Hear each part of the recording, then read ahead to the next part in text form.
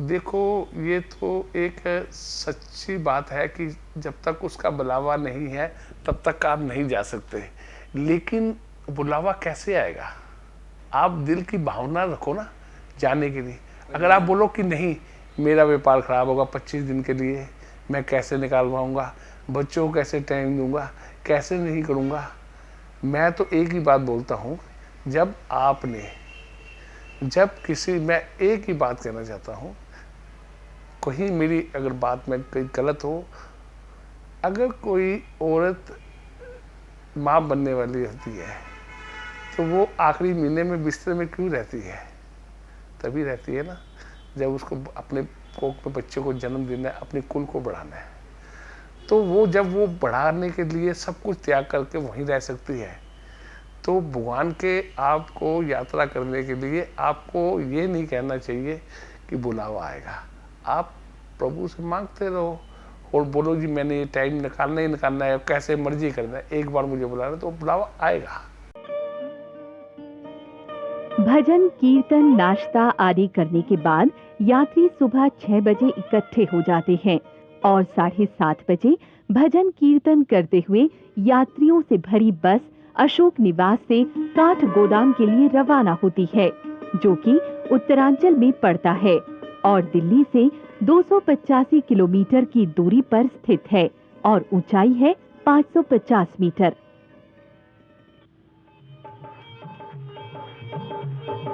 यात्रा गाजियाबाद में करीब 2 घंटे के लिए स्थगित की जाती है, जहां तीर्थ विकास समिति सभी यात्रियों का भरपूर स्वागत करती है और लोग भजन सत्संग का आनंद लेते हैं। लक्ष्मी का मन भी मगन हो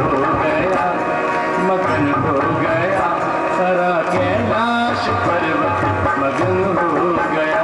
भोले बाबा ने ऐसा बजाया डमरू, सारा कैलाश पर्वत मगन हो गया।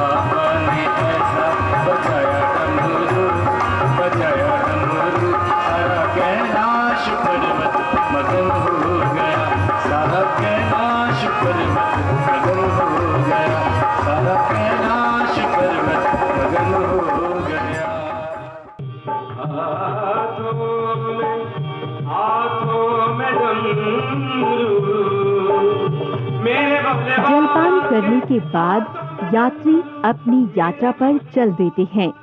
यात्री गढ़गंगा, मुरादाबाद तथा हल्द्वानी होते हुए रात्रि में काठगोदाम पहुंचते हैं और रात को विश्राम वहीं करते हैं।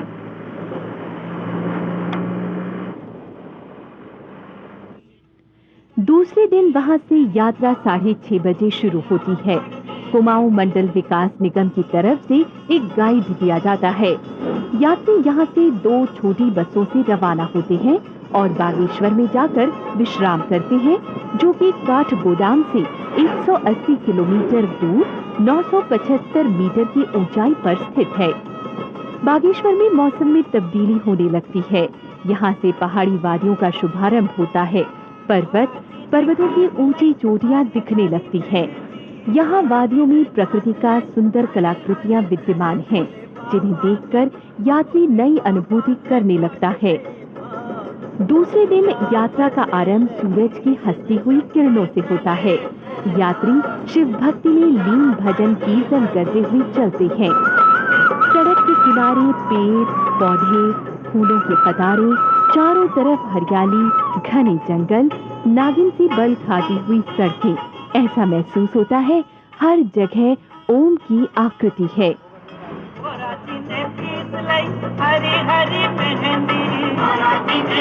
ऐसा महसूस होता है कि आधुनिक सभ्यता ने। और उसके बाद हम काठगोदाम पहुंचते ही वहाँ पे हमें लंच दिया जाता है। लंच के बाद हमारा वहाँ उत्तराखंड सरकार की तरफ से भव्य स्वागत किया जाता है। उसके बाद हमें छोटी बसों के द्वारा हम अल्मोड़ा में रात को हमें ठहराया जाता है। अल्मोड़ा में रात को सोने के बाद फिर सुबह हमें 6 बजे फिर आगे के लिए यात्रा के लिए प्रस्थान करना होता है। उसके बाद हम लोग धारचूला में जाकर हम वहाँ ठहर जाते हैं।